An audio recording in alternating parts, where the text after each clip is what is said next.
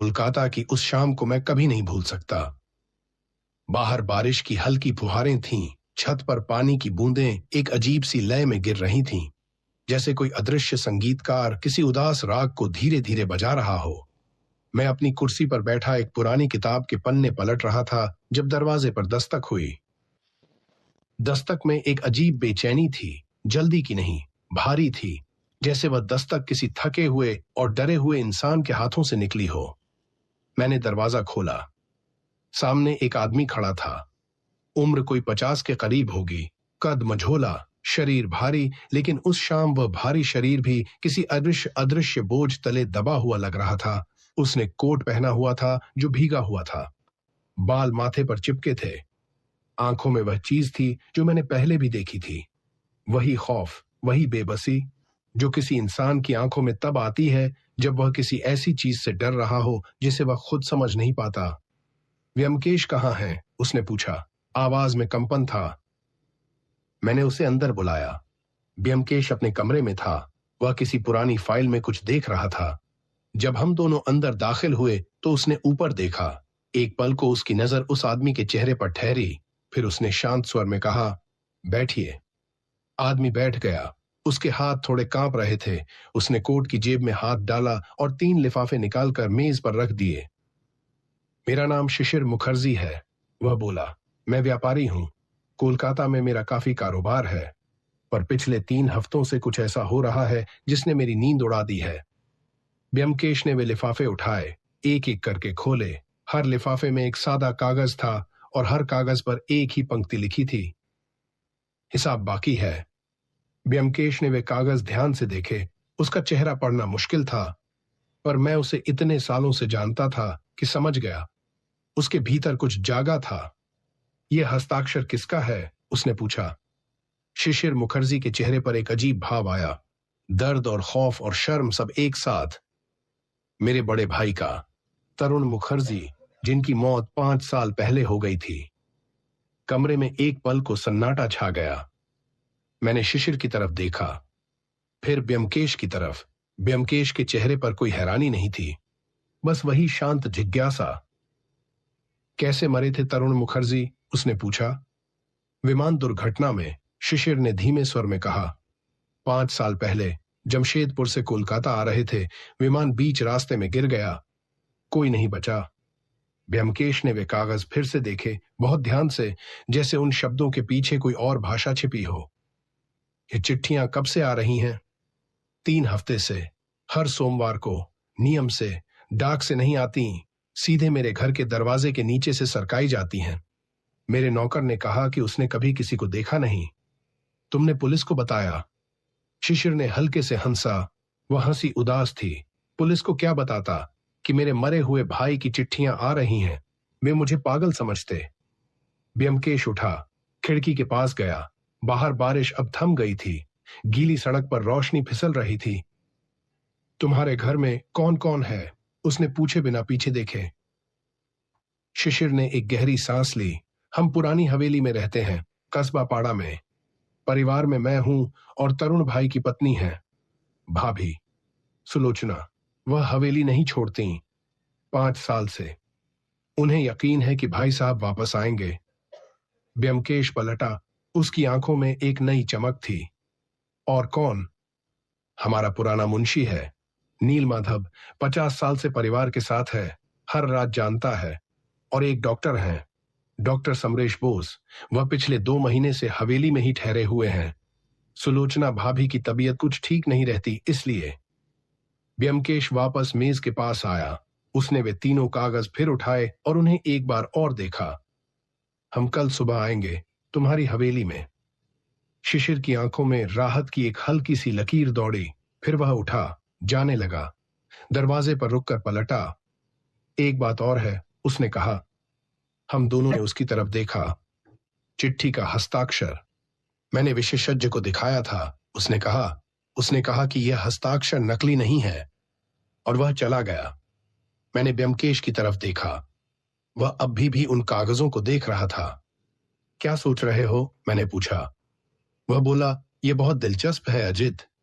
कोई मरे हुए आदमी का असली हस्ताक्षर इस्तेमाल कर रहा है, और सिर्फ एक काम के लिए, किसी को डराने के लिए।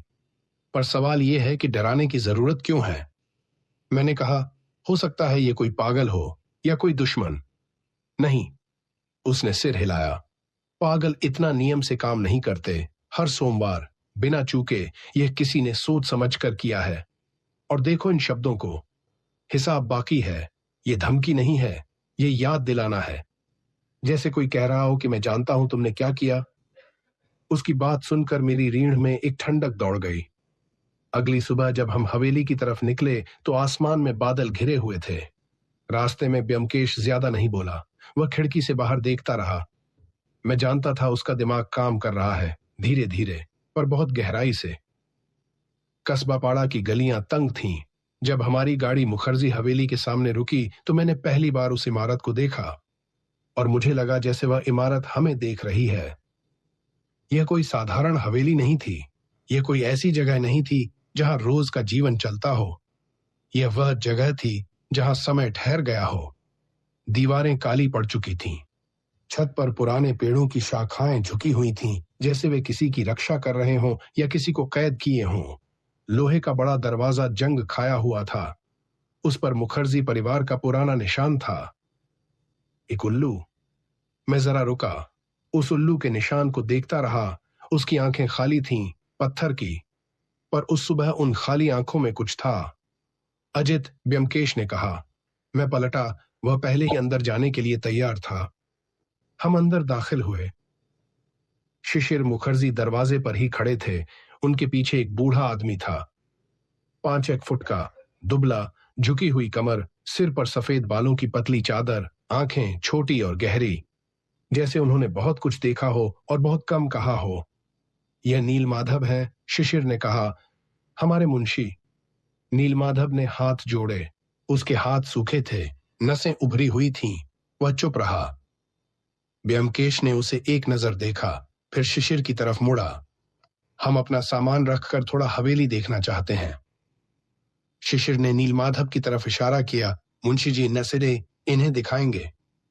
नीलमाधव हमें लेकर आगे बढ़ा। हम एक लंबे गलियारे से गुजरे। दीवारों पर पुराने चित्र लटके थे, मुखर्जी परिवार के पुराने सदस्यों की तस्वीरें। सबके चेहरे गंभीर थे। एक तस्वीर पर मेरी नजर रुकी। 2 लड़के, एक बड़ा एक छोटा, दोनों एक साथ खड़े थे। बड़े के चेहरे पर एक शांत मुस्कान थी, छोटे के चेहरे पर वह मुस्कान नहीं थी। यह कौन है? मैंने नीलमाधव से पूछा। वह रुका, तस्वीर की तरफ देखा। आवाज में कुछ आया जो मैं पकड़ नहीं पाया। तरुण बाबू और शिशिर बाबू बचपन में। और कितनी उम्र रही होगी इस तस्वीर में तरुण बाबू की? कोई 12-13 साल। तरुण बाबू हमेशा से समझदार थे, शांत, धैर्यवान। शिशिर बाबू से बड़े थे 2 साल, पर स्वभाव में कहीं ज्यादा बड़े थे। नीलमाधव की आवाज में कुछ था, बहुत हल्का सा, पर था। हम आगे बढ़े। गलियारे के अंत में एक बंद दरवाजा था, भारी, लकड़ी का। उस पर ताला नहीं था, पर वह बंद था। यह किसका कमरा है? ब्योमकेश ने पूछा। नीलमाधव एक पल रुका। तरुण बाबू का, उनके जाने के बाद से बंद है। सुलोचना देवी ने कहा है कि इसे कोई नहीं खोलेगा। ब्योमकेश ने उस दरवाजे को देखा, एक पल, फिर आगे बढ़ गया। हमें और कमरे दिखाओ। नीलमाधव हमें पहली मंजिल पर ले गया। दाईं तरफ एक कमरा था, शिशिर का अध्ययन कक्ष, बड़ी मेज, किताबों की अलमारियां, एक बड़ी खिड़की जो बगीचे की तरफ खुलती थी। ब्योमकेश कमरे में घुसा, चारों तरफ देखा, दरवाजे की कुंडी जांची, खिड़की की सिटकनी देखी। यह कमरा अंदर से बंद हो सकता है? हाँ, नीलमाधव ने कहा। बड़ी कुंडी है, अंदर से लगाओ तो बाहर से खोलना बहुत मुश्किल है। ब्योमकेश ने कोई जवाब नहीं दिया। वह खिड़की के पास गया। नीचे बगीचा था, घना, पुराने पेड़, कुछ झाड़ियां। क्या इस बगीचे में रात को कोई जाता है? नीलमाधव के चेहरे पर कुछ बदला, बहुत सूक्ष्म। नहीं, रात को कोई नहीं जाता। अंधेरे में वहां जाना ठीक नहीं। क्यों? बस, पुरानी हवेली है। बुजुर्ग लोग कहते थे कि रात को बगीचे में नहीं जाना चाहिए। ब्योमकेश मुस्कुराया, वह मुस्कान जो मैं पहचानता था, जब वह किसी अधूरी बात के पीछे कोई पूरी बात देख लेता था। हम दूसरी मंजिल पर गए। एक कमरे के सामने नीलमाधव रुका। यह सुलोचना देवी का कमरा है, वह बाहर नहीं आती अक्सर, डॉक्टर बोस उनकी देखभाल करते हैं। तभी उस कमरे के अंदर से एक आवाज आई, धीमी, बहुत धीमी, किसी से बातें करने जैसी। मैंने ब्योमकेश की तरफ देखा, उसने भी सुना था, पर उसने कुछ नहीं कहा। डॉक्टर बोस कहाँ हैं अभी? उसने नीलमाधव से पूछा। नीचे होंगे, वह सुबह बगीचे में टहलते हैं। हम नीचे आए, बगीचे में निकले। एक आदमी दूर पेड़ों के पास खड़ा था, ऊंचा कद, पतला शरीर, सफेद कुर्ता, उसकी पीठ हमारी तरफ थी।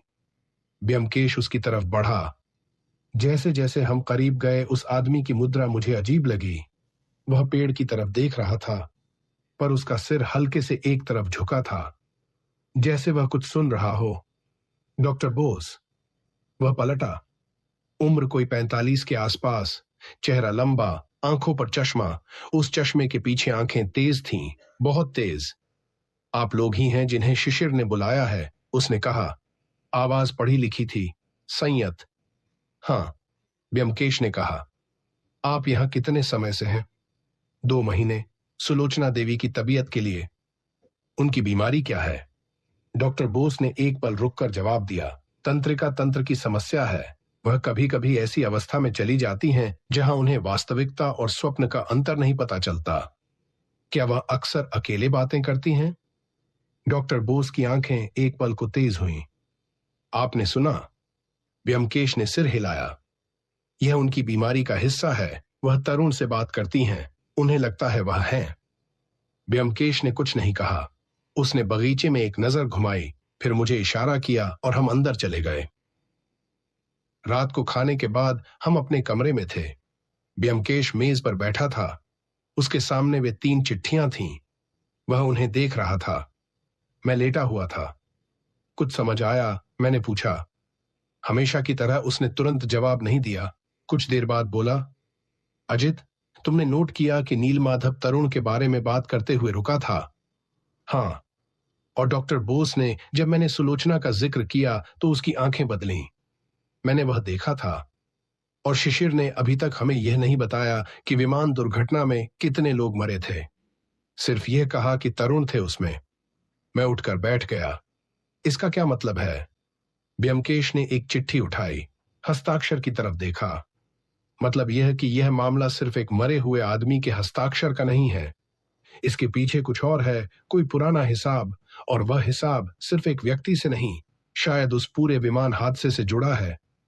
मैंने उसकी आंखों में देखा, उनमें वह चमक थी, वही जो हमेशा तब आती थी जब वह किसी उलझन के बीचों बीच पहुंच जाता था।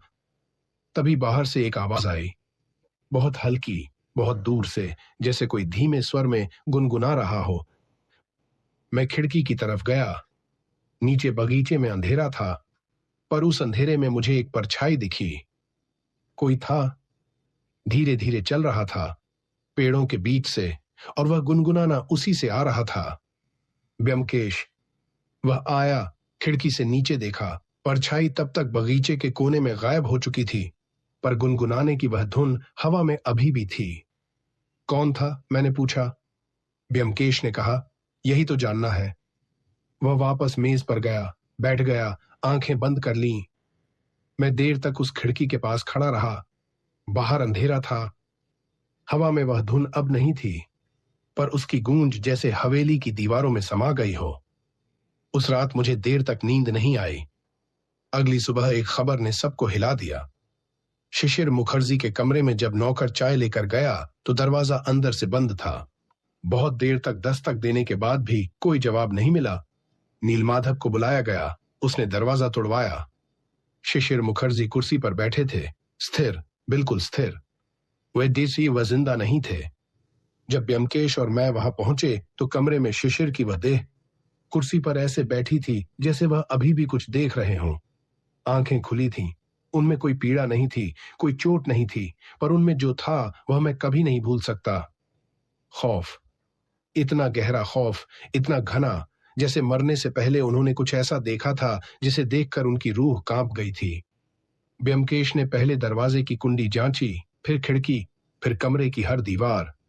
उसने कोई जल्दबाजी नहीं की। वह बहुत धीरे धीरे एक एक चीज देख रहा था। मेज पर एक कागज था। ब्योमकेश ने उसे उठाया, पढ़ा, मुझे दिखाया। उस पर लिखा था हिसाब बराबर, और नीचे वही हस्ताक्षर, तरुण मुखर्जी का। मैं सुन्न हो गया। यह पहले से यहां था? ब्योमकेश ने नीलमाधव से पूछा, जो दरवाजे पर खड़ा था। नीलमाधव ने कहा, मुझे नहीं पता, मैंने नहीं देखा। ब्योमकेश ने शिशिर के नाखून देखे, फिर उनके हाथ, फिर उनकी आस्तीन, फिर धीरे से झुककर उनकी आंखें। वह एक पल रुका, फिर उसने मेरी तरफ देखा। उसकी आंखों में कुछ था। अजित, यहां कोई गंध है, बहुत हल्की, पर है। मैंने सूंघा। शुरू में कुछ नहीं लगा, पर फिर हां, बहुत हल्की सी गंध, धूप या अगरबत्ती जैसी, पर थोड़ी अलग, थोड़ी तीखी। क्या यह अगरबत्ती है? मैंने पूछा। ब्योमकेश ने चारों तरफ देखा। कमरे में कोई अगरबत्ती नहीं थी, कोई धूपदान नहीं था। तो यह गंध कहां से आई? उसने शिशिर के नाखूनों को फिर देखा, और मुझे उस पल में लगा जैसे उसने कुछ देखा हो, कुछ बहुत छोटा, पर बहुत जरूरी। वह उठा। इस कमरे को कोई हाथ न लगाए, डॉक्टर बोस को बुलाओ। नीलमाधव चला गया। ब्योमकेश ने कमरे के कोने में जाकर फर्श देखा। एक पल को उसका हाथ रुका। उसने झुककर कुछ देखा जो मुझे दिखाई नहीं दिया, फिर उठकर आया। वह शांत था, बहुत शांत। उस शांति में एक निश्चय था। अजित, उसने धीमे स्वर में कहा, शिशिर की मौत स्वाभाविक नहीं है, यह मैं जानता था, पर इसे किसी ने इतनी सफाई से किया है कि ऊपर से देखने पर सब ठीक लगता है। बंद दरवाजा, कोई चोट नहीं, कोई जहर नहीं, बस एक मरा हुआ आदमी और एक चिट्ठी। तो कातिल कौन है? वह मुस्कुराया, पर यह मुस्कान उदास थी। यह बताना अब भी जल्दी होगा, पर यह बताना जरूरी है कि जो हुआ वह जादू नहीं था, विज्ञान था, और जो इंसान यह जानता था वह हवेली में ही है। तभी डॉक्टर बोस आए। उन्होंने शिशिर को देखा। उनका चेहरा भावहीन रहा, बहुत संयत, बहुत पेशेवर।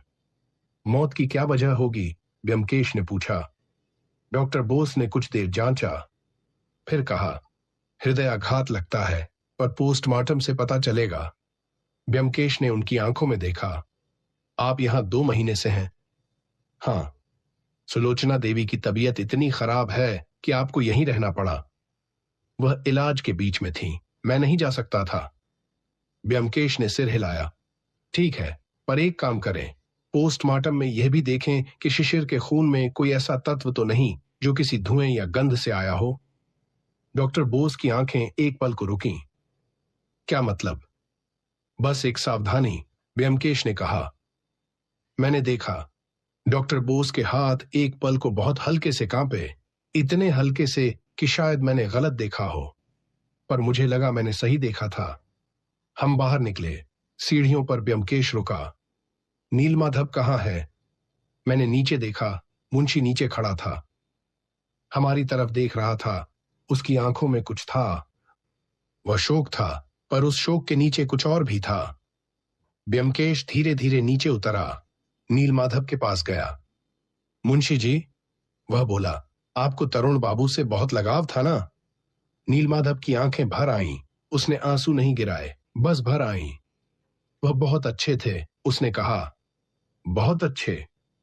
और शिशिर बाबू? नीलमाधव चुप रहा। ब्योमकेश ने उसे देखा, फिर कहा, ठीक है, जाइए। नीलमाधव चला गया। ब्योमकेश ने मेरी तरफ देखा। अजित, आज रात हमें बगीचे में जाना होगा। वह परछाई जो कल रात थी, उसे देखना है। तब तक अंदर से सुलोचना देवी के कमरे से एक धीमी रोने की आवाज आई। वह भी किसी को पता चल गया था, या शायद उसे पहले से पता था, मैं यह नहीं जानता था, पर वह आवाज बहुत देर तक हवेली की दीवारों में गूंजती रही। दोपहर ढलते ढलते हवेली में एक अजीब खामोशी छा गई थी। शिशिर मुखर्जी की देह को एक कमरे में रखा गया था। पुलिस आई थी। थानेदार एक मोटे से आदमी थे जिन्होंने कमरा देखा, चिट्ठी देखी, सिर खुजाया और फिर कहा कि हृदयाघात लगता है, पोस्टमार्टम होगा, तब तक घर में कोई बदलाव न हो। ब्योमकेश ने उन्हें जाते हुए देखा। उसके चेहरे पर कोई भाव नहीं था। थानेदार के जाने के बाद नीलमाधव रसोई की तरफ चला गया। डॉक्टर बोस ऊपर सुलोचना देवी के कमरे में चले गए। हम दोनों बाहर बरामदे में बैठे थे। मैंने पूछा, अब क्या करोगे? ब्योमकेश बोला, सोचूंगा। वह सचमुच चुप हो गया। काफी देर तक। बाहर बगीचे में हवा चल रही थी। पुराने पेड़ों की शाखाएं हिल रही थीं। उनकी छाया जमीन पर अजीब आकार बना रही थी। मैंने उस बगीचे को देखा। दिन के उजाले में वह बगीचा बस एक पुराना उजड़ा हुआ बगीचा था। झाड़ियां, टूटे हुए रास्ते, एक पुरानी बेंच जिसकी लकड़ी सड़ चुकी थी, एक कोने में एक पुराना कुआं जिस पर जंग खाया ढक्कन रखा था। पर रात को वही बगीचा कुछ और होगा, मैं जानता था। अजित, ब्योमकेश ने कहा, हां, उस गंध के बारे में सोचो जो कमरे में थी। मैंने सोचा, अगरबत्ती जैसी, पर अलग, थोड़ी तीखी। हां, उसने कहा, वह किसी साधारण अगरबत्ती की गंध नहीं थी। मैंने पहले कहीं वैसी गंध सूंघी है, बहुत पहले, एक मामले में जो मैंने पढ़ा था, किसी पुरानी फाइल में। कैसा मामला? उसने मेरी तरफ देखा। उस समय मुझे पता नहीं था वह क्या सोच रहा है, पर उसकी आंखों में एक गहरी गंभीरता थी। एक ऐसा मामला जिसमें एक आदमी को कुछ दिखाई दिया था जो था नहीं, और वह इतना डरा था कि उसका दिल बंद हो गया था। मेरी रीढ़ है पा तक टिकन में एक सिहरन दौड़ी। मतलब शिशिर को कुछ दिखाया गया। दिखाया नहीं, दिखवाया गया, और जो दिखाया वह इतना भयावह था कि उनका दिल बंद हो गया। पर कैसे? बंद कमरे में। ब्योमकेश मुस्कुराया। यही तो समझना है। कमरा बंद था, पर गंध तो किसी दरार से भी अंदर जा सकती है, और वह गंध अगर किसी खास रसायन की हो। मैं समझ गया, वह गंध कोई जहर नहीं था, पर वह किसी ऐसे पदार्थ का धुआं था जो दिमाग पर असर करता था, जो इंसान को वह दिखाता था जो वह सबसे ज्यादा डरता था। और शिशिर सबसे ज्यादा किससे डरते थे? अपने मरे हुए भाई से, ब्योमकेश ने कहा, जो उन्हें हर हफ्ते चिट्ठी भेज रहा था, हिसाब बाकी है कहकर। मैं सुन्न हो गया। तो पहले उन्हें डराया गया, हफ्तों तक, चिट्ठियों से, ताकि उनके दिमाग में तरुण की छवि गहरी हो जाए, डर पक्का हो जाए। और फिर जब डर अपनी चरम सीमा पर था, उस रात उस कमरे में वह धुआं छोड़ा गया, और शिशिर ने अपने मरे हुए भाई को देखा, सामने उस बंद कमरे में, और उनका दिल बंद हो गया। ब्योमकेश ने कहा, यह बहुत सोची समझी हत्या है अजित। इसमें महीनों की तैयारी है, धैर्य है, और एक बहुत गहरी नफरत है। हम दोनों चुप हो गए। बाहर हवा में पेड़ हिल रहे थे। उनकी आवाज एक उदास सरसराहट की तरह थी। शाम को खाने की मेज पर पहली बार सुलोचना देवी नीचे आईं। वह दरवाजे पर खड़ी हुई तो मेरी नजर उन पर पड़ी, और मैं एक पल के लिए रुक गया। उम्र कोई 45 के आसपास होगी, पर चेहरे पर उससे कहीं ज्यादा वर्षों का थकान था। बाल खुले थे, सफेद साड़ी, आंखें बड़ी और गहरी। उन आंखों में एक अजीब सी रोशनी थी, न दुख न खुशी, बस एक अजीब सी शांति, जैसे वह किसी और दुनिया में रहती हों। डॉक्टर बोस उनके पीछे थे, बहुत ध्यान से, जैसे वह किसी नाजुक चीज की देखभाल कर रहे हों। सुलोचना देवी ने कुर्सी पर बैठते हुए हमारी तरफ देखा।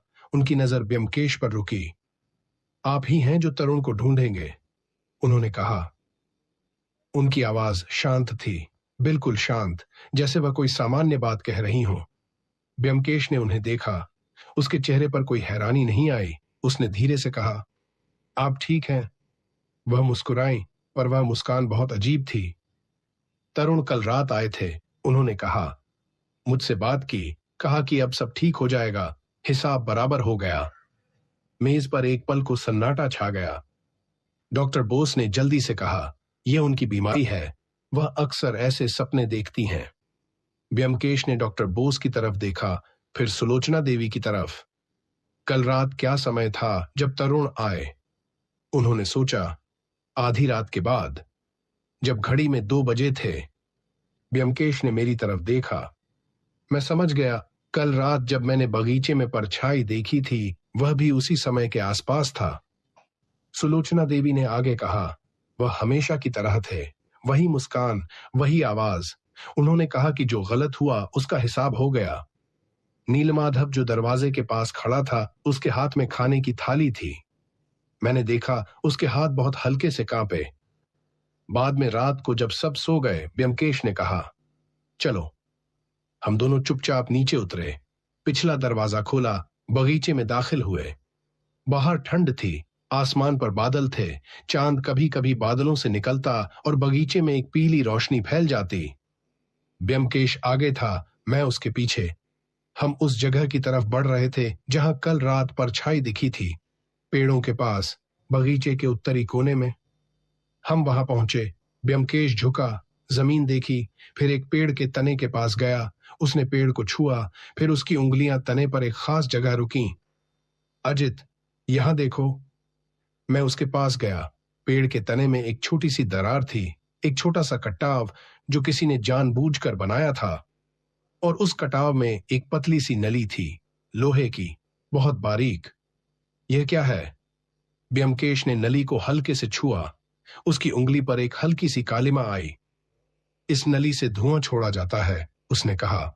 यह नली जमीन के नीचे से जाती होगी। कहां तक जाती है देखना होगा। हम उस जगह से पीछे हटे। ब्योमकेश ने जमीन का मुआयना किया। थोड़ी दूर पर उसने एक जगह इशारा किया। यहां जमीन थोड़ी उखड़ी हुई है, हाल में। मैं समझा, यह नली जमीन के अंदर से होते हुए हवेली के अंदर जाती होगी, सीधे शिशिर के कमरे तक या उसके करीब तक। पर बाहर से इसे कोई चला रहा था, मैंने कहा, इसीलिए वह परछाई थी कल रात। ब्योमकेश ने सिर हिलाया।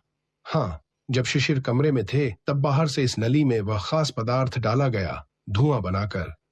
धीरे धीरे कमरे में भरने लगा, और शिशिर को जो डर था, जो हफ्तों से उनके दिमाग में बैठाया गया था, वह जीवंत हो उठा।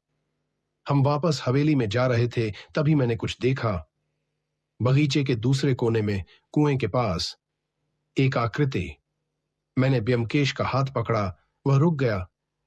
वह आकृति वहां खड़ी थी, अंधेरे में, पर चांद की रोशनी उस पर पड़ी एक पल के लिए। और मैंने देखा, वह एक आदमी था, लंगड़ा कर चलता हुआ। उसके बाएं पैर में कोई खामी थी। वह कुएं के पास से हटा। एक पल को उसने हमारी तरफ देखा, या शायद नहीं देखा, फिर झाड़ियों के पीछे चला गया। ब्योमकेश ने कहा, चलो उसके पीछे। हम दौड़े। झाड़ियों के पार एक पुरानी दीवार थी।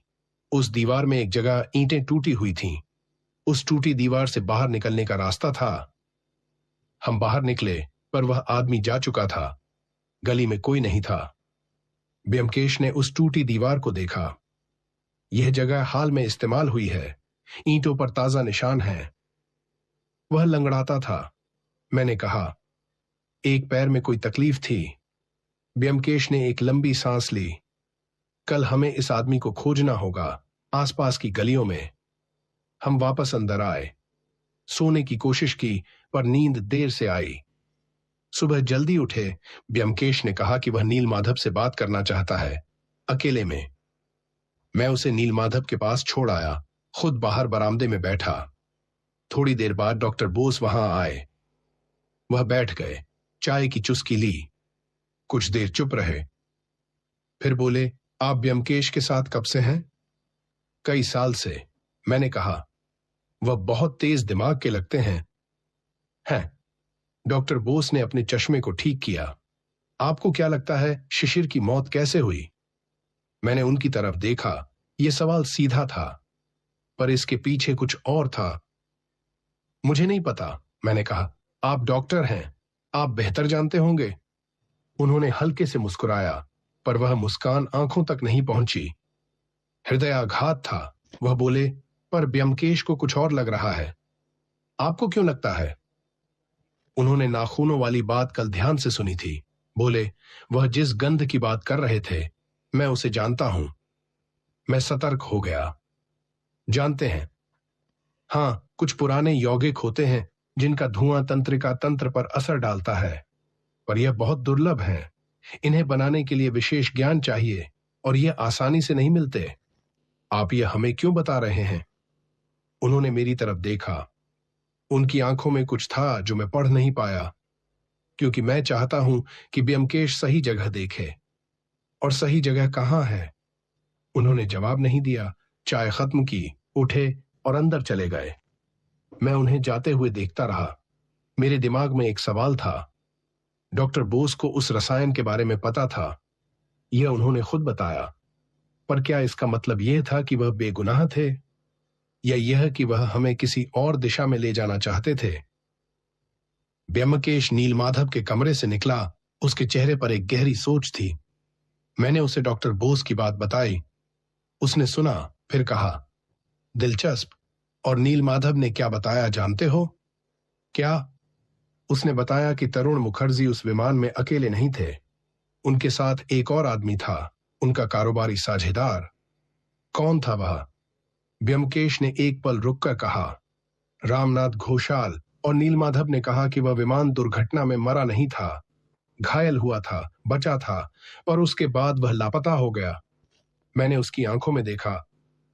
और नीलमाधव को यह भी पता है, ब्योमकेश ने आगे कहा, कि शिशिर ने उस विमान की यात्रा की व्यवस्था की थी। टिकट शिशिर ने बुक किए थे, और उस यात्रा से ठीक पहले तरुण और शिशिर के बीच एक बड़ा झगड़ा हुआ था, संपत्ति को लेकर। कमरे में हवा बंद हो गई सी लगी। मतलब शिशिर ने। ब्योमकेश ने कहा, यह अब भी सिर्फ एक संभावना है, पर अगर यह सच है टर्मा से, तो रामनाथ घोषाल, जो बच गया था, जिसे पता था कि विमान में क्या हुआ, वह अगर 5 साल बाद वापस आया हो, वह लंगड़ाता है। मैंने कहा, विमान दुर्घटना में पैर खराब हुआ होगा। ब्योमकेश की आंखों में वह चमक आई। और नीलमाधव को पता है वह कहां है? उसने बताया? नहीं बताया, पर उसने इनकार भी नहीं किया। हम आज शाम उस गली में जाएंगे जहां से वह आदमी निकला था, और आसपास पूछताछ करेंगे। उस दोपहर हम हवेली में अलग अलग काम करते रहे। ब्योमकेश ने शिशिर के अध्ययन कक्ष में जाने की अनुमति मांगी। थानेदार ने मना नहीं किया था। हम वहां गए।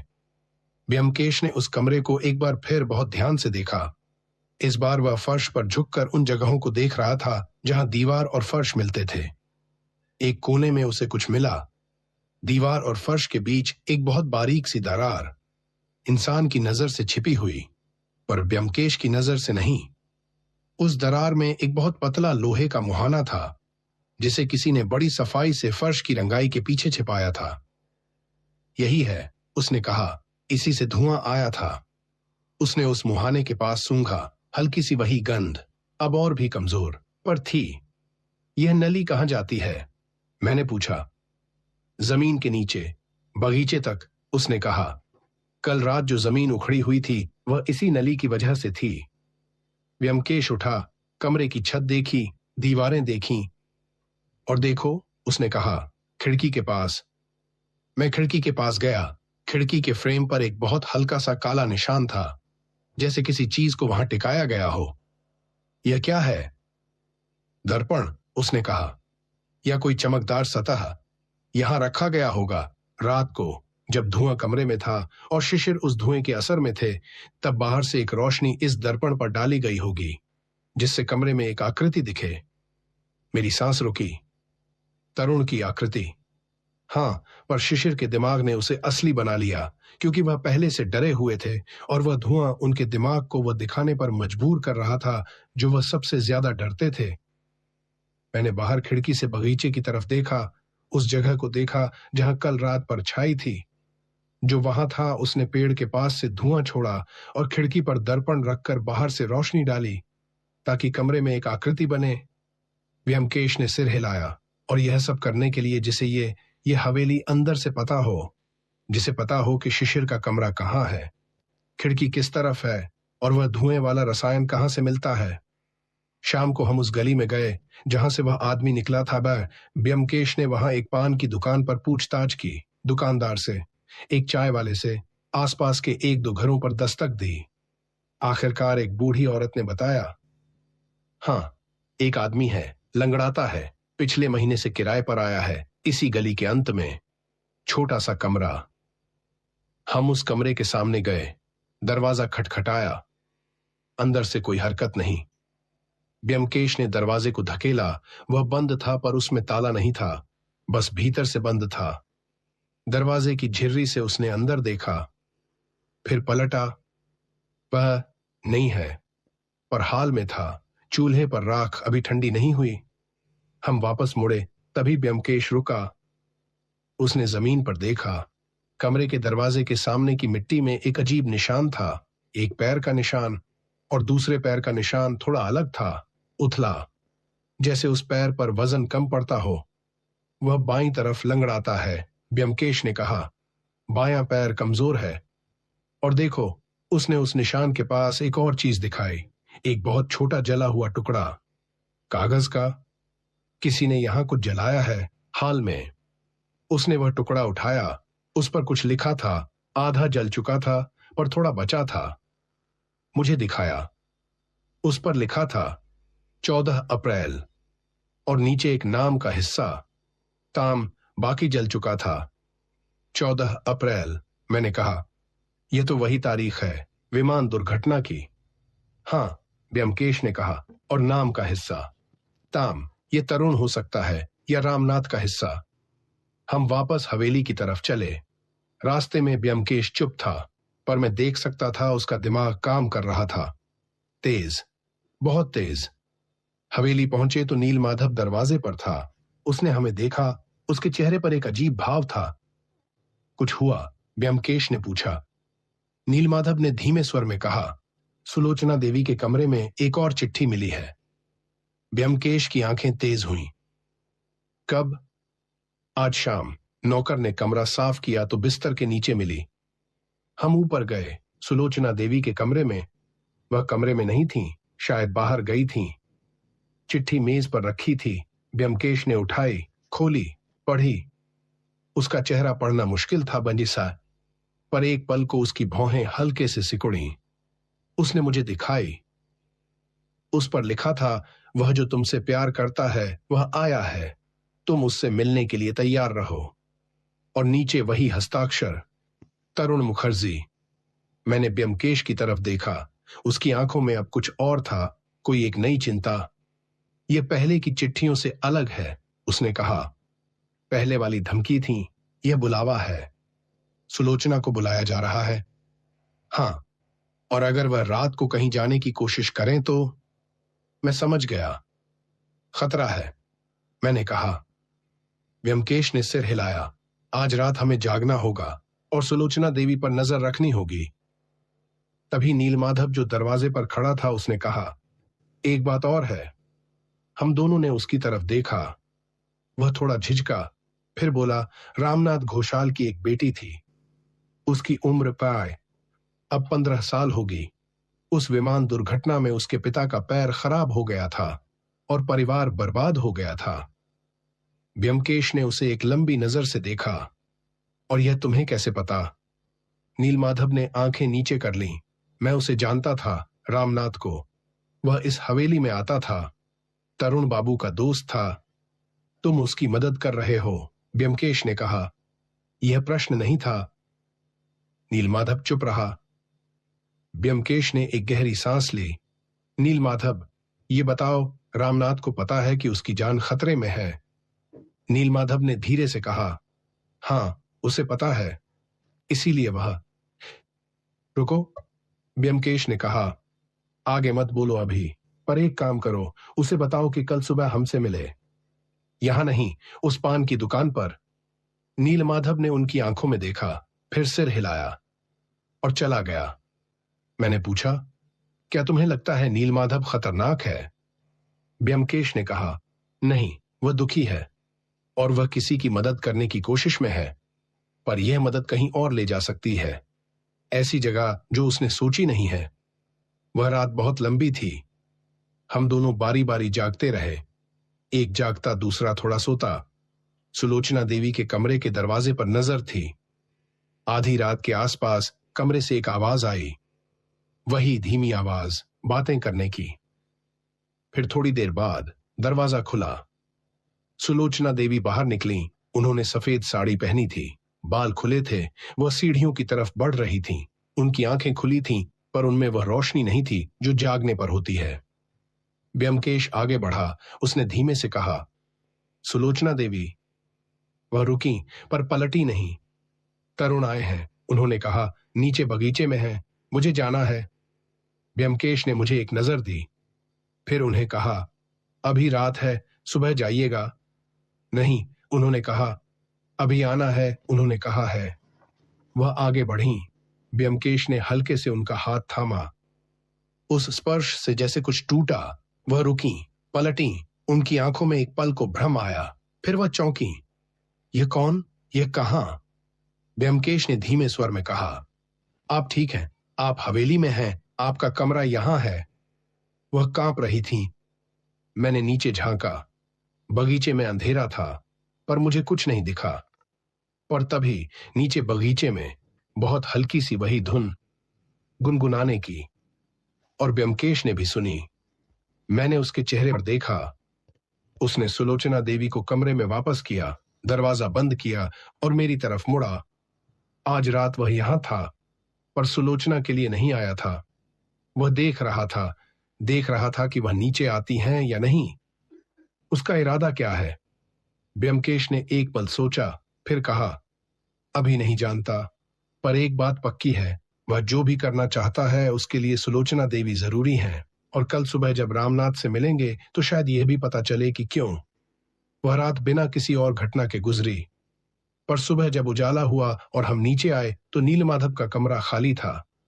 वह रात में ही जा चुका था और उसके कमरे में एक कागज छूट गया था। ब्योमकेश ने उठाया, पढ़ा, मुझे दिया। उस पर लिखा था, माफ करना, मैंने जो किया वह गलत था। पर वह नहीं जानता था कि इतना होगा। मैंने सिर्फ हस्ताक्षर वाले कागज दिए थे, बाकी मेरा नहीं था। मैंने ब्योमकेश की तरफ देखा।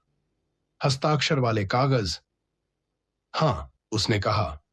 तरुण के असली हस्ताक्षर नीलमाधव ने दिए थे रामनाथ को। तो नीलमाधव शामिल था। हां, पर पूरी तरह नहीं। उसने बस कागज दिए। आगे की योजना रामनाथ की थी और अब नीलमाधव डर गया है। शायद उसे एहसास हुआ कि मामला उससे बड़ा हो गया है।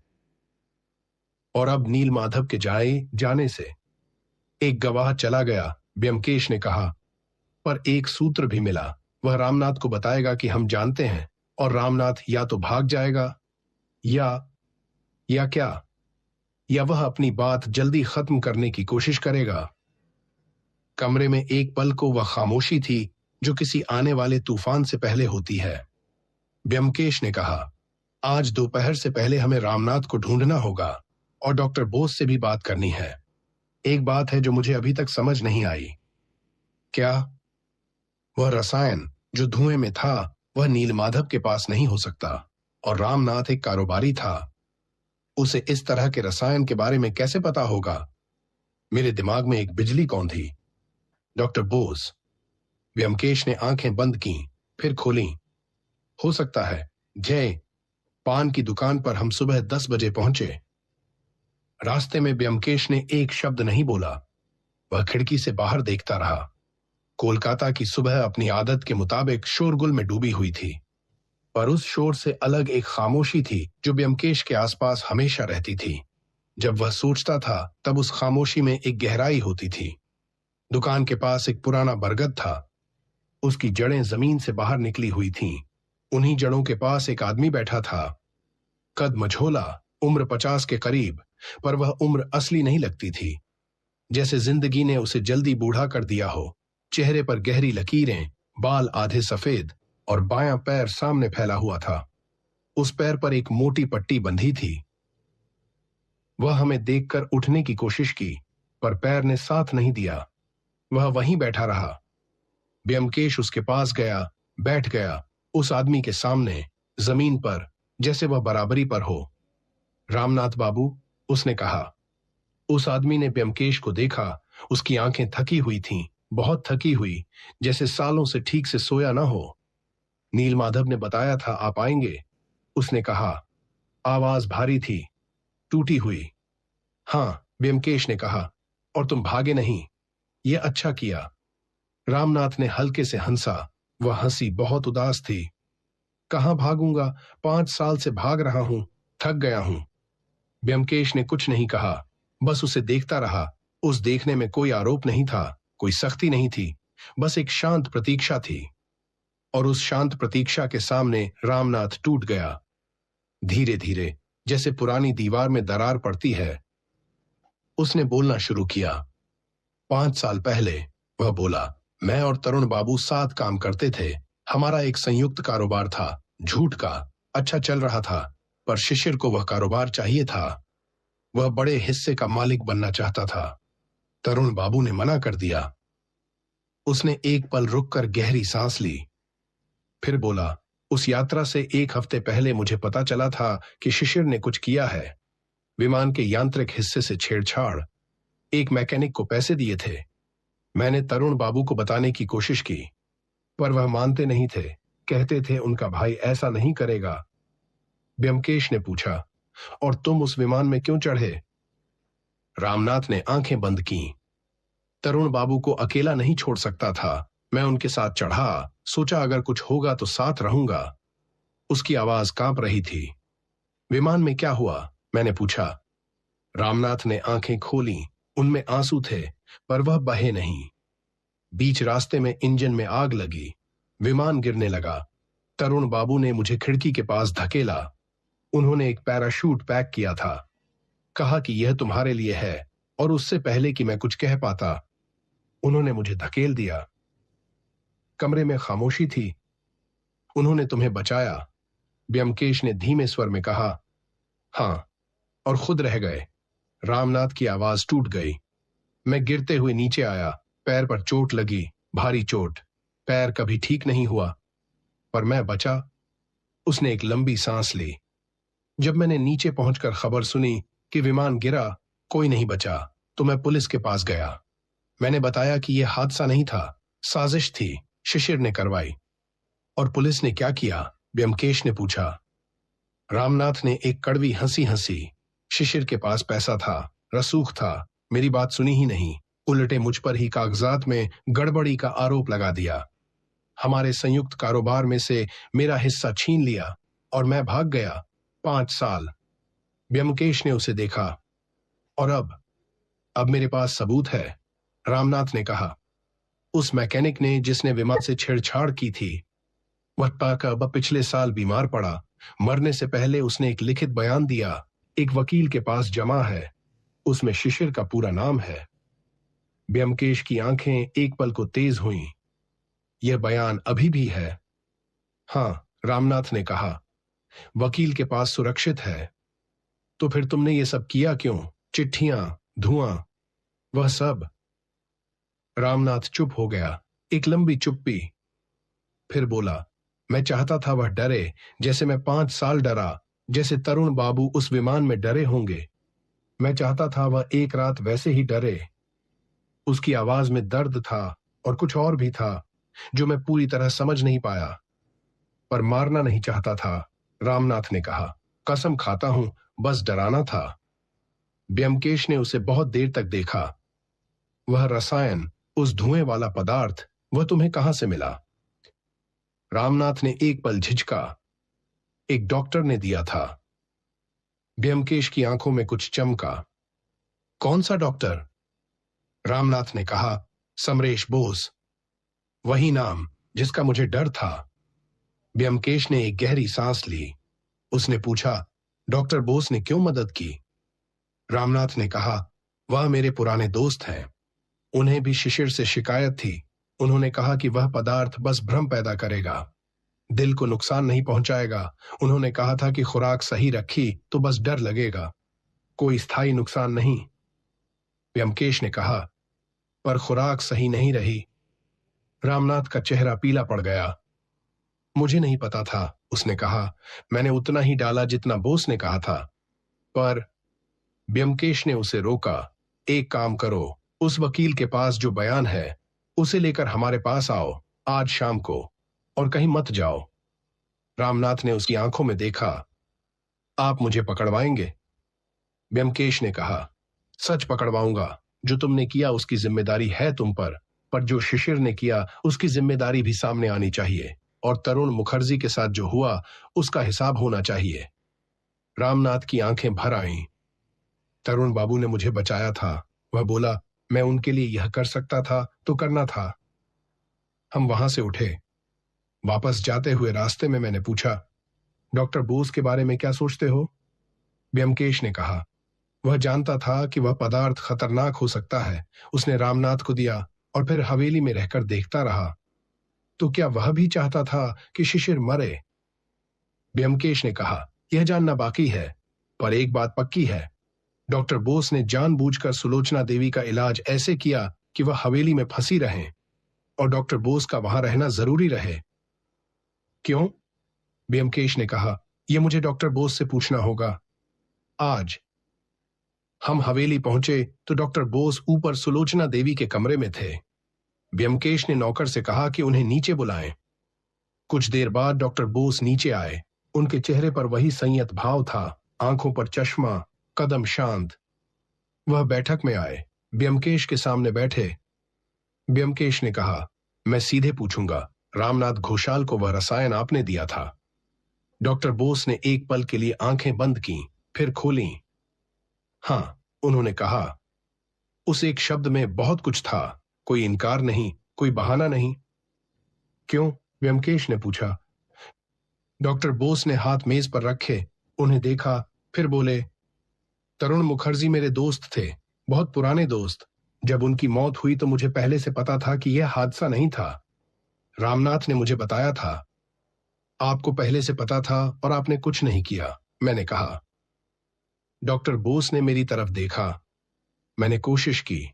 उन्होंने कहा, पुलिस के पास गया, पर जो पैसे और ताकत शिशिर के पास थी, उसके सामने मेरी बात की कोई कीमत नहीं थी। मुझे कह दिया गया कि चुप रहो। और फिर आप यहां आए, हवेली में। ब्योमकेश ने कहा, 2 महीने पहले। हां, सुलोचना देवी की तबीयत के बहाने। डॉक्टर बोस ने एक लंबी सांस ली। सुलोचना को सच में मदद की जरूरत है, ये झूठ नहीं था, पर हां, मैं यहां सिर्फ इसीलिए नहीं आया था। ब्योमकेश ने कहा, आप यहां इसलिए आए थे कि जब रामनाथ शिशिर को डराए तो आप पास हों, देख सकें। डॉक्टर बोस ने कोई जवाब नहीं दिया, पर उनका चुप रहना ही जवाब था। ब्योमकेश ने आगे कहा, और जब खुराक ज्यादा हो गई, जब शिशिर का दिल बंद हो गया, तब आपने जानबूझकर सिर्फ हृदयाघात बताया ताकि जांच वहीं रुक जाए। डॉक्टर बोस के हाथ मेज पर हल्के से कांपे। मैंने रोकने की कोशिश की थी। उन्होंने धीमे स्वर में कहा, रामनाथ को बताया था कि एक बार काफी है, दोबारा मत करो। पर उस रात जो हुआ, मुझे नहीं पता था कि इतना होगा। आपको पता था कि ज्यादा खुराक जानलेवा हो सकती है। डॉक्टर बोस चुप रहे। आपको पता था? ब्योमकेश ने दोहराया। यह प्रश्न नहीं था। डॉक्टर बोस ने आंखें उठाईं। उनमें पहली बार कुछ टूटा हुआ था। तरुण मेरा दोस्त था, उन्होंने कहा। वह बहुत अच्छा इंसान था और शिशिर ने उसे मारा, पैसे के लिए, अपने ही भाई को। मैं यह सहन नहीं कर पाया। कमरे में एक लंबी खामोशी थी। ब्योमकेश ने उन्हें देखा, फिर कहा, आज शाम आपको भी यहां रहना होगा और कहीं नहीं जाना। डॉक्टर बोस ने सिर हिलाया, उठे, ऊपर चले गए। मैं ब्योमकेश की तरफ मुड़ा। अब क्या होगा? वह बोला, आज शाम जब रामनाथ आए तब सब एक जगह बुलाएंगे, इस बैठक में, और वह सब जो अब तक छिपा है उसे खोलेंगे। पर नीलमाधव चला गया। ब्योमकेश ने कहा, नीलमाधव इस कहानी का एक हिस्सा है, पर वह कातिल नहीं है। असल सवाल अभी भी बाकी है। क्या सवाल? वह रुका। यह कि शिशिर की मौत में जानबूझकर कितना था। रामनाथ कहता है उसने उतनी ही खुराक दी जितना बोस ने बताई। बोस कहते हैं उन्होंने कम खुराक बताई थी। तो फिर उस रात खुराक ज्यादा कैसे हुई? मैं समझ गया, कोई तीसरा था। ब्योमकेश ने कहा, या फिर कोई एक झूठ बोल रहा है। उस दोपहर ब्योमकेश चुप बैठा रहा। उसने खाना नहीं खाया, बस बैठा रहा। उसके सामने उन तीनों चिट्ठियों के कागज थे और उसके पास एक छोटी सी कांच की शीशी थी जो उसने शिशिर के कमरे की उस दरार से निकाली थी। उस शीशी में थोड़ी सी राख जैसा पदार्थ था, नीले रंग का। वह उस शीशी को देख रहा था। कभी कभी वह कुछ लिखता, फिर काट देता। मैंने उसे छेड़ा नहीं, जानता था वह किसी उलझन की आखिरी परत को खोलने की कोशिश में है। शाम 4 बजे के करीब उसने अचानक कहा, अजित, एक काम करो, शिशिर के कमरे में जाओ, उनकी मेज की दराज देखो, दाईं तरफ की निचली दराज। क्या देखना है? वह बोला, कोई दवाई की शीशी या कोई छोटा डिब्बा। मैं ऊपर गया। शिशिर का कमरा अभी भी वैसे ही था जैसे हमने छोड़ा था। थानेदार ने मना किया था कि कुछ हिलाओ नहीं, पर मैंने दराज खोली, ध्यान से देखा। दाईं तरफ की निचली दराज में एक छोटी सी लकड़ी की डिबिया थी। मैंने उसे खोला। अंदर एक गोल सी गोली थी, सफेद रंग की, और उसके नीचे एक मुड़ा हुआ कागज। मैं नीचे आया, ब्योमकेश को दिखाया। उसने गोली को देखा, उठाया, सूंघा। फिर उसने वह कागज खोला, पढ़ा। उसके चेहरे पर एक बदलाव आया, बहुत सूक्ष्म, पर मैंने देखा। यह क्या है? मैंने पूछा। उसने मुझे कागज दिया। उस पर शिशिर की लिखावट थी, थोड़ी कांपती हुई, जैसे डर में लिखी हो। लिखा था, अगर मैं मर जाऊं तो यह समझना कि मैंने खुद नहीं किया। किसी को शक हो तो समरेश बोस को देखना, वह जानता है। मैंने ब्योमकेश की तरफ देखा। शिशिर को डर था। हां, वह बोला, शिशिर जानता था कि कोई उसे मारने की कोशिश कर रहा है। चिट्ठियां आईं तो पहले उसने सोचा होगा कोई पागल है, पर धीरे धीरे उसे एहसास हुआ कि यह सच्ची धमकी है, और उसने डॉक्टर बोस पर शक किया। हां, पर यह उसने किसी को नहीं बताया, शायद इसलिए कि अगर वह खुद बताता तो अपना पुराना जुर्म भी सामने आता, तरुण को मारने की साजिश। मैंने उस कागज को देखा, उन कांपती लाइनों को। वह डरा हुआ था, मैंने कहा, पर बोल नहीं सकता था, क्योंकि बोलने पर खुद फंसता। ब्योमकेश ने कहा, और इसी डर ने उसे कमजोर किया, और उस रात जब धुआं आया तब उसका दिल इतना कमजोर हो चुका था कि बंद हो गया। एक पल की खामोशी। तो फिर सवाल वही है, मैंने कहा, खुराक ज्यादा कैसे हुई? रामनाथ ने जानबूझकर किया या बोस ने? ब्योमकेश ने उस नीली राख की शीशी उठाई। इसमें जितना पदार्थ बचा है, यह उस रात जो डाला गया उससे ज्यादा है। मतलब यह कि जो पदार्थ उस नली में भरा गया था वह सिर्फ रामनाथ का नहीं था, कोई और भी था जिसने उस रात उस नली में अपनी तरफ से और पदार्थ मिलाया। मेरी सांस रुक गई। 3 लोग हैं जिन पर शक जा सकता है, रामनाथ, डॉक्टर बोस और नीलमाधव। रामनाथ बाहर से था, डॉक्टर बोस हवेली में थे, और नीलमाधव भी हवेली में था। ब्योमकेश ने कहा, पर नीलमाधव को उस रसायन के बारे में कुछ नहीं पता था, उसने सिर्फ कागज दिए थे, तो रसायन वही जानता था जिसे उसकी जानकारी थी। डॉक्टर बोस और रामनाथ, तो दोनों में से एक ने उस रात ज्यादा डाला। ब्योमकेश ने कहा, या शायद दोनों ने अलग अलग डाला, बिना एक दूसरे को बताए। यह सुनकर मेरे दिमाग में चक्कर आया। शाम 5 बजे रामनाथ आया। वह धीरे धीरे लंगड़ाते हुए आया। उसके हाथ में एक पुराना लिफाफा था। उसने ब्योमकेश को दिया। वकील के पास से लाया हूं, उसने कहा। ब्योमकेश ने लिफाफा खोला, अंदर के कागज पढ़े। उसने उन्हें बहुत ध्यान से देखा। यह मैकेनिक का बयान है, उसने कहा, इसमें सब लिखा है। रामनाथ ने सिर हिलाया। ब्योमकेश ने वह लिफाफा संभाल कर रखा, फिर नौकर को बुलाया। सुलोचना देवी को नीचे बुलाओ, डॉक्टर बोस को भी। नौकर ऊपर गया। थोड़ी देर में डॉक्टर बोस नीचे आए। उन्होंने रामनाथ को देखा, उनके चेहरे पर कोई हैरानी नहीं थी। फिर सुलोचना देवी नीचे आईं। वह धीरे धीरे सीढ़ियों से उतरीं। उनकी आंखें नीचे थीं। जब उन्होंने रामनाथ को देखा तो एक पल के लिए रुकीं। रामनाथ, उन्होंने कहा, तुम। रामनाथ उठने की कोशिश में था, पर पैर ने साथ नहीं दिया, वह बैठा रहा। सुलोचना देवी उसके पास आईं। उनकी आंखों में पानी था। 5 साल, उन्होंने कहा। 5 साल कहां थे? रामनाथ की आवाज टूट गई। माफ करना देवी, मैं डरा हुआ था और मुझे लगा कि अगर मैं सामने आया तो शिशिर मुझे भी। सुलोचना देवी ने उसका हाथ थामा। वह बैठ गई उसके पास। ब्योमकेश ने यह देखा। उसके चेहरे पर कुछ था, कुछ जो मैं पूरी तरह नहीं समझ पाया। मिस, फिर वह बोला, अच्छा है, अब सब यहां हैं, कुछ बातें कहनी हैं जो सबको सुननी चाहिए। सब उसकी तरफ देखने लगे। ब्योमकेश ने उस नीली राख की शीशी मेज पर रखी। यह वह पदार्थ है जो शिशिर के कमरे में पाया गया। यह किसी खास प्रकार की जड़ी बूटी से बनता है। इसका धुआं तंत्रिका तंत्र पर असर करता है। यह व्यक्ति को उसके सबसे गहरे डर का अनुभव करवाता है।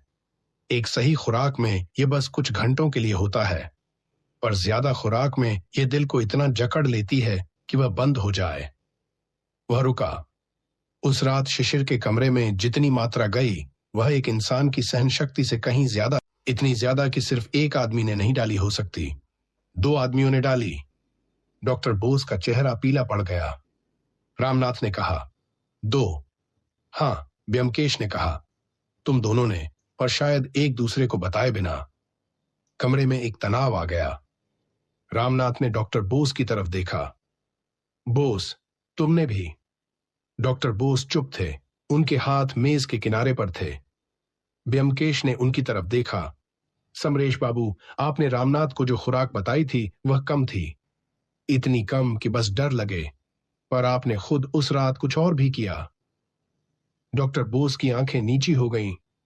ब्योमकेश ने कहा, उस रात जब रामनाथ बाहर से नली में पदार्थ डाल रहा था, आप अंदर से कमरे की उस दरार के पास थे और आपने उसमें अपनी तरफ से और पदार्थ मिलाया।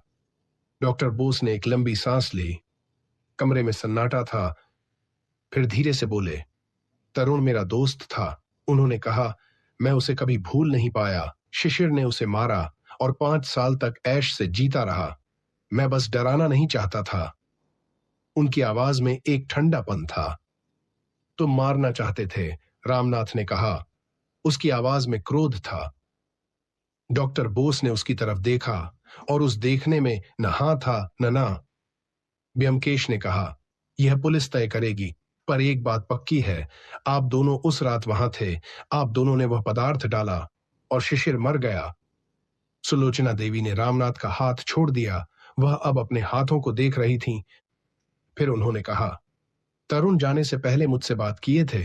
उन्होंने कहा था कि शिशिर के बारे में उन्हें शक है, पर उन्होंने कहा था कि वह खुद इसे सुलझाएंगे। भाई है मेरा, चाहे जो हो। उनकी आवाज में वह दर्द था जो 5 साल से जमा था, और उस भाई ने उन्हें मार दिया। उन्होंने कहा। वह रुकी, फिर बोली, मुझे पता था, मुझे हमेशा से पता था। कमरे में एक ऐसी खामोशी थी जो बोलती है। ब्योमकेश ने उन्हें देखा, फिर धीमे स्वर में कहा, आपके लिए यह सब बहुत कठिन था। सुलोचना देवी ने उसकी तरफ देखा। उनकी आंखों में वह अजीब शांति थी जो मैंने पहले दिन देखी थी, पर उसमें अब कुछ और भी था, एक थकान और एक राहत। अब खत्म हो जाएगा, उन्होंने कहा। ब्योमकेश ने नौकर को थानेदार को बुलाने भेजा। जब तक थानेदार आए हम उसी बैठक में बैठे रहे। कोई ज्यादा नहीं बोला। रामनाथ और डॉक्टर बोस अलग अलग कोनों में थे। सुलोचना देवी खिड़की के पास बैठी बाहर देख रही थीं। मैंने ब्योमकेश से धीरे से पूछा, क्या यह खत्म हुआ? वह बोला, जो दिखता है वह खत्म हुआ, पर एक चीज अभी भी है। क्या? वह बोला, नीलमाधव। हां, मैंने कहा, वह चला गया। ब्योमकेश ने कहा, वह वापस आएगा, उसे पता है उसे आना होगा। वह कायर नहीं है, वह बस थका हुआ बूढ़ा आदमी है जो गलत रास्ते पर एक कदम चल गया। थानेदार आए। ब्योमकेश ने उन्हें सब बताया। वह मैकेनिक का बयान दिया, नीली राख की शीशी दी और शिशिर की उस दराज में मिला कागज दिया। थानेदार ने डॉक्टर बोस और रामनाथ दोनों को अपने साथ ले जाने का आदेश दिया। रामनाथ जाते हुए रुका, ब्योमकेश की तरफ मुड़ा। तरुण बाबू को इंसाफ मिलेगा अब, उसने कहा। ब्योमकेश ने कहा, हां, पर वह इंसाफ उन्हें वापस नहीं लाएगा। रामनाथ की आंखें भर आईं, वह आगे बढ़ गया। डॉक्टर बोस जाते हुए एक बार ब्योमकेश की तरफ मुड़े। मैंने जो किया वह गलत था, उन्होंने कहा, पर मैं इसका पछतावा नहीं करता। ब्योमकेश ने उन्हें देखा, कुछ नहीं बोला। वह चले गए। बैठक में अब बस हम 3 थे, ब्योमकेश, मैं और सुलोचना देवी। वह खिड़की से बाहर देख रही थी। बगीचे में शाम का उजाला था, हल्का, नरम। उन्होंने कहा, तरुण आए थे, वह आए थे ना? ब्योमकेश ने एक पल सोचा। हां, एक तरह से। वह मुस्कुराई। मुझे पता था, वह बोली। उन्होंने कहा था कि हिसाब बराबर होगा, हो गया। बाहर बगीचे में वह पुराने पेड़ हिल रहे थे। हवा में एक ठंडापन था। उस ठंडेपन में कुछ था जैसे किसी लंबे इंतजार का अंत सा अंत। हम वापस जाने की तैयारी कर रहे थे। सामान उठाया, बाहर निकले। दरवाजे पर मैंने पलटकर उस हवेली को देखा। वही पुरानी दीवारें, वही काले पत्थर, वही लोहे का दरवाजा और उस पर वही उल्लू का निशान। पर अब उन खाली आंखों में जो था वह पहले नहीं था, एक खालीपन जो शांत था। गाड़ी में बैठते हुए मैंने ब्योमकेश से पूछा, एक बात बताओ, तुम्हें कब पता चला कि खुराक 2 लोगों ने डाली थी? उसने कहा, जब मैंने वह शीशी की मात्रा देखी और जब डॉक्टर बोस ने सुबह मुझे वह जानकारी दी उस रसायन के बारे में। वह जानकारी बहुत सटीक थी, बहुत विशेष। उतनी जानकारी किसी को तभी होती है जब उसने उस रसायन पर काम किया हो, बस जानने वाला ना हो। और रामनाथ रामनाथ ने सच बताया।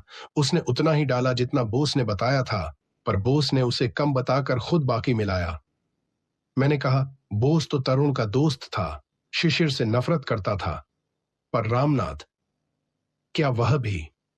ब्योमकेश ने खिड़की से बाहर देखा। गाड़ी कोलकाता की गलियों में आ चुकी थी। रामनाथ दर्द में था, 5 साल का दर्द। वह सच में सिर्फ डराना चाहता था।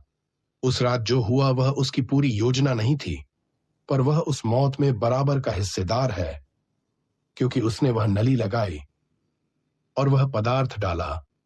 ब्योमकेश ने कहा, इरादा चाहे जो हो। हम घर पहुंचे। अगले दिन सुबह एक खबर आई। नीलमाधव ने थाने में खुद हाजिर होकर बयान दिया था रात को। ब्योमकेश ने यह सुनकर कहा, मैं जानता था। कुछ दिन बाद जब उस मामले की फाइलें बंद होने लगीं, तो ब्योमकेश ने एक शाम मुझे कहा, अजित, इस मामले में एक चीज है जो मुझे हमेशा याद रहेगी। क्या? वह बोला, तरुण मुखर्जी ने उस विमान में अपना दोस्त बचाया। उस दोस्त ने 5 साल बाद इंसाफ के लिए लड़ाई लड़ी। एक बूढ़े मुंशी ने कागज दिए क्योंकि उसे उस इंसान से प्यार था, और एक डॉक्टर ने गलत रास्ता चुना क्योंकि दर्द बहुत ज्यादा था। इसमें कोई विजेता नहीं, उसने कहा, पर इसमें एक सच है कि जो गलत होता है उसका हिसाब होता है, देर से ही सही। बाहर कोलकाता की शाम थी।